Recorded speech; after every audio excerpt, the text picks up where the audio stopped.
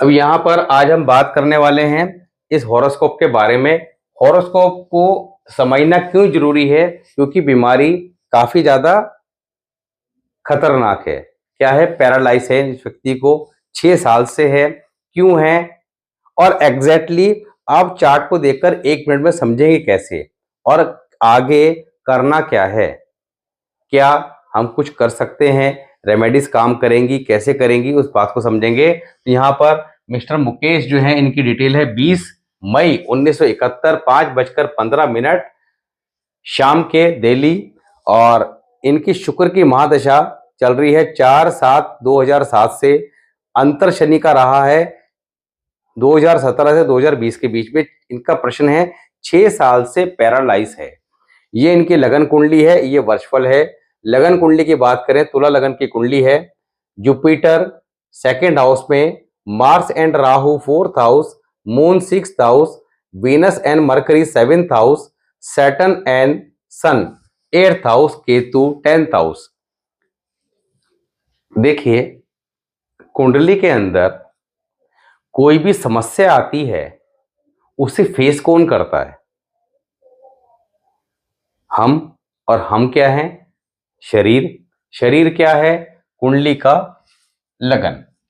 लगन यहां पर 26 पॉइंट मिले हुए हैं अष्टवर्ग के हिसाब से। जैसे कि लास्ट वीडियो में बात करी थी, अष्टवर्ग को समझना कैसे है, कैसे अप्लाई करना है, किसी हाउस के पावर को समझना कैसे है, लास्ट वीडियो में डिस्कस किया था। यहां पर 26 पॉइंट है जो कि कम है, यानी कि यहां पर लगन कमजोर है। दूसरा, सूर्य हमारी आत्मा का, हमारे पूरी बॉडी का कारक है। सूर्य को कुंडली में सबसे पहले चेक करना होगा और लगन को। अब लगन को देखा तो कमजोर। सूर्य भाई साहब को देख लेते हैं, तो सूर्य जी कहां पे हैं? आपका सूर्य भगवान है आपका 8th हाउस में।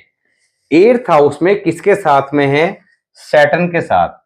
सैटर्न के साथ सन जब बैठ जाते हैं, या रूल क्या है, शनि के साथ 8वें घर में कोई भी ग्रह मंगल को छोड़कर, मंगल को क्यों छोड़कर? क्योंकि 8वें घर का जो नेचुरल कारक है, नेचुरल से मतलब क्या है? अकॉर्डिंग टू कालपुरुष कुंडली, कालपुरुष कुंडली के हिसाब से 8वें घर का नेचुरल कारक जो है वो शनि और मंगल है। मंगल क्योंकि 8 नंबर की राशि कालपुरुष कुंडली के हिसाब से, कालपुरुष कुंडली क्या होती है, यहां पर 1 नंबर लिख दो और उस ऑर्डर में आप चलें, यानी कि जो हाउस का नंबर आएगा वहीं पे वो राशि का नंबर आएगा। जैसे यहां पर बना हुआ है 1 नंबर और इसी ऑर्डर में 8 नंबर आ गया 8th हाउस में। 8 नंबर की राशि किसकी है? स्कॉर्पियो साइन है, मंगल की है। मंगल कहां पे? 8th हाउस में अपने घर में आकर ठीक रहते हैं। शनि देव भी आ गए, वो भी कारक हैं। दोनों अपना मालिक है इस घर के एक तरह से। दोनों यहां पर एक दूसरे को कुछ नहीं कहते, दोनों को रिजल्ट पॉजिटिव मिलते हैं। मगर इसके अलावा शनि देव के साथ वर्षफल कुंडली हो या लगन कुंडली हो। और आपको एक चीज बता दें कि मैंने लास्ट वीडियो में बात करी थी क्रैश कोर्स के बारे में। क्रैश कोर्स से मतलब क्या था कि आप लोग अपनी लगन कुंडली और वर्षफल को इजीली समझ पाए कि मेरा ये साल जो चल रहा है, ये स्टार्ट होने वाला है 2 महीने बाद, 3 महीने बाद, ये कैसा जाने वाला है। और लगन कुंडली का मतलब क्या है कि मेरी ओवरऑल लाइफ में लिखा क्या है, मैं क्या चीज पॉजिटिव लेके आया हूं और क्या परेशानी मेरे साथ में आई है। तो जो आई है परेशानी, उनका इलाज क्या है और जो चीजें अच्छी हैं उनके बेनिफिट कैसे लेने हैं, ये हमारी लगन कुंडली हमारे पूरे जीवन का हाल बताती है। तो बात हो रही थी शनि देव की और सूर्य की, दोनों एक साथ में हैं। तो क्या हुआ? सूर्य कुंडली के अंदर हो गए खराब, सूर्य देव कुंडली में हो गए खराब। अब सूर्य शरीर का कारक, तो लगन कमजोर। दूसरा, 8वें घर में शनि देव क्या करते हैं?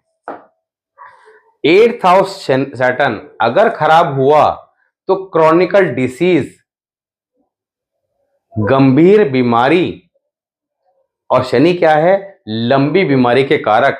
8वां घर हैवी बीमारी का, बड़ी बीमारी का, देते जरूर हैं। अब अगर आपकी कुंडली में या आपकी फैमिली की कुंडली में आप इस तरह से देख लेते हैं तो उसके लिए अलर्ट होके एडवांस में आप उसको कैसे ठीक रखना है उन चीजों को फॉलो करना स्टार्ट कर दें। तो यहाँ पर ये लगन कुंडली के अंदर कोई भी प्लैनेट कितना भी खराब क्यों ना हो, जब आप लगातार जितना जल्दी समझ लें, जितना जल्दी से मतलब अब एक व्यक्ति समझ रहा है किसी बात को 10 साल की उम्र में, पेरेंट्स बात करते हैं बच्चों के बारे में, न्यू बॉर्न हुआ तो समझ लिया। एक व्यक्ति समझ रहा है 20 साल की उम्र में, अब 20 साल की उम्र में समझ लिया, उसको बता दिया भैया आपका सैटर्न या 8th हाउस में है और अच्छी पोजीशन में नहीं है। तो आपको आजीवन तो ये काम करने ही करने हैं, मगर हर साल वर्षफल के अकॉर्डिंग भी ये चेक करना है कि अगर ये खराब पोजीशन में आ रहा है तो इसको कैसे पॉजिटिव रखना है। जब वो व्यक्ति 20-22 साल की उम्र से लगातार कर रहा है और शनि देव ने एक पर्टिकुलर टाइम पीरियड क्या होता है वो लाल किताब के अकॉर्डिंग अलग आता है, उसके बाद फिर कभी करेंगे, उसको बोलते हैं इवेंट निकालना। तो उस टाइम पीरियड पे अपनी प्रॉब्लम देनी थी, क्रॉनिकल डिसीज देनी थी, तो आप 20 साल से जब उसकी केयर करते जा रहे हैं लगातार प्रिकॉशन और रेमेडीज के थ्रू, तब वो डेफिनेटली नहीं देगा। मगर हम इन चीजों को लाइटली लेते हैं। जब समय अच्छा चलता है, पैसा अच्छा आता है तो लगता है कि सब कुछ व्यर्थ है, बेकार है।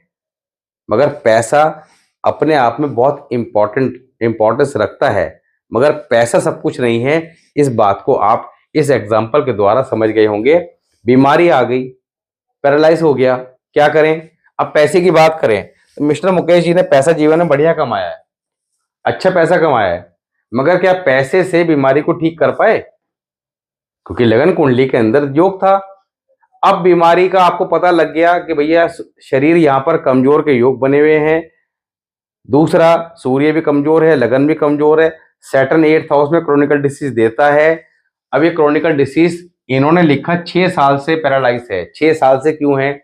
अभी हम बात कर रहे हैं तो क्या चल रहा है 2025, 6 साल लेस कर दें तो 2019 आ गया। अगर हम बात करें 2019 में तो यहां पर शनि के अंतर्दशा चल रही थी। तो शनि जो खराब स्थिति में बैठे थे उन्होंने अपनी अंतर्दशा में ये इंपैक्ट दे दिया। और अगर हम यहां पर 2019 में जाके इनका वर्षफल चेक करें पुराना, तो वो वर्षफल भी ये सेम इंडिकेशन उस टाइम पीरियड पे दे रहा होगा। अब यहां पर करना क्या है, ये जरूरी है। कुंडली के अंदर बृहस्पति देव 2nd हाउस में है, that is excellent. 8th house में बृहस्पति देव हैं, 8 नंबर के साइन में है। कहीं ना कहीं गॉड की ब्लेसिंग भी ऐसे जातक पर अवश्य रहती है। दूसरा, मंगल राहु के साथ बैठे हैं, वो भी 10th हाउस पे। यहाँ पर ये थोड़ा सा खराब स्थिति आ गई। क्यों आ गई? शनि और सूर्य जब कुंडली मिलते हैं तो शुक्र खराब हो जाता है और मंगल भी खराब हो जाता है। मंगल 4th हाउस में वैसे ही खराब होता है, राहु के साथ बैठा है। मंगल के ऊपर मैंने जब बात करी थी तो आपको बताया था कि मंगल अगर कुंडली में खराब हो तो यहाँ पर it's behave just like a Rahu, तो यू में कंसीडर डबल राहु इन 4th हाउस। शुक्र 7th हाउस में बैठा है, 1 नंबर के साइन में बुध के साथ। एक तरह से ये कॉम्बिनेशन राजयोग बनाता है, मगर शुक्र यहाँ पर कमजोर होकर बैठा है क्योंकि सूर्य और शनि मिलकर शुक्र कमजोर हो गया। यहाँ पर मैरिड लाइफ के अंदर भी जातक को चैलेंजेस दिए होंगे। चंद्रमा 6th हाउस में बैठा है, मगर यहाँ पर ये पॉजिटिव कंडीशन में है क्योंकि बृहस्पति देव 2nd हाउस से स्ट्रॉन्ग पोजीशन में दृष्टि डाल रहे हैं। इन्होंने चंद्रमा को यहाँ पर पॉजिटिव कर दिया, यानी कि जातक के पास पैसा तो अटक अटक के आता है, मगर पैसा आता जीवन में अच्छा खासा है और पैसा आपने कमाया भी होगा। और पैसे से आपको एक बात कह दें मुकेश जी कि जीवन के अंदर जातक कोई भी व्यक्ति हो, आप सभी लोग देख रहे हैं, आपको एक चीज बता दें कि फ्री वाला कोई काम कभी नहीं करना चाहिए। क्यों नहीं करना चाहिए? अब देखिए, हम किसी भी एस्ट्रोलॉजर से या किसी से भी, चाहे मैं ही क्यों ना हो या कोई भी XYZ, अगर आप कुछ भी ले रहे हैं तो वो नॉलेज ले रहे हैं, फ्री में नहीं लेनी चाहिए। अब आप कहें तो करें क्या। दूसरा, आप लोग की कुंडली का डिस्कशन किया जा रहा है, तो इस बात का अवश्य ध्यान रखें और आप सभी लोग कि जब भी किसी की कुंडली का डिस्कशन किया जाए वो 101 रुपए का हरा चारा गाय को अवश्य खिला दे मेरी तरफ से। क्यों? क्योंकि यहां पर हम एक तरफ तो ग्रहों को ठीक करने की बात कर रहे हैं, मगर हम अगर किसी भी पंडित से, एस्ट्रोलॉजर से फ्री में कुछ लेते हैं तो वो लोग क्या होते हैं आपके लिए एक तरह से आपकी कुंडली में जुपिटर, गुरुदेव। अब उनसे फ्री में कुछ ले लिया तो आपका बृहस्पति देव खराब हो जाएगा, क्योंकि वहां पे देना है।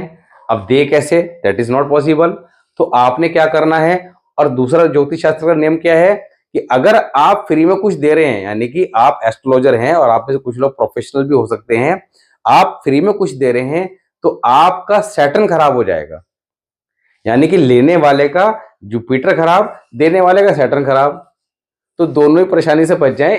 मैंने अपने सैटर्न को बचाने के लिए आपको ये बात कही है, इस बात को अदर वे मत लीजिएगा। तो 101 रुपए का हरा चारा आप सभी लोग जब भी किसी, क्योंकि हर बात ये बात कहना मेरे याद में रहता नहीं है, अभी याद आ गई तो बोल दी, तो अवश्य खिला दें। उससे आपका जुपिटर खराब होने से बचेगा और मेरा सैटर्न खराब होने से बच जाएगा।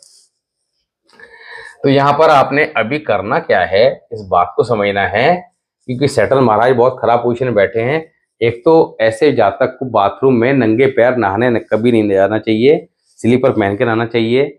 दूसरा, सिल्वर का square piece 1 inch by 1 inch जिसके कॉर्नर नुकीले हो अपने पर्स से पॉकेट में हमेशा रखे। माथे पर, कानों पर, गले पर हल्दी या केसर का तिलक लगाए। एक व्हाइट सैरेमिक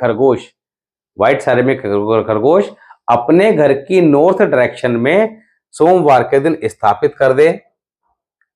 गले में गोल्ड चैन या रेशमी पीला धागा पहन के रखें। चांदी की गोल्ड डब्बी में शहद भर के परमानेंट अपने घर में रखें। ये सारे काम आपकी लगन कुंडली के अनुसार आजीवन भर के लिए फिक्स हो गए। मगर मेन काम कहां से होगा, क्योंकि परेशानी तो अभी चल रही है, उसका इलाज होगा यहां से। ये चीजें जो बताई हैं ये काम करती हैं धीरे धीरे, होम्योपैथी दवा की तरह। इनके इफेक्ट एकदम नहीं आएंगे, मगर जब आप लगातार करेंगे तो 40 दिन के बाद आना स्टार्ट होंगे, मगर वो भी धीरे धीरे होते हैं। मगर ये वाले जो इफेक्ट हैं वर्षफल कुंडली के, वो फास्ट आते हैं। वर्षफल कुंडली के अनुसार आपका जो बर्थडे है 20 मई को खत्म हो रहा है। अभी हमारे पास कितने दिन है, अप्रैल का महीना है और 20 दिन है, तो लगभग 50 दिन का समय बचा हुआ है। हम एक रेमेडी जरूर करेंगे।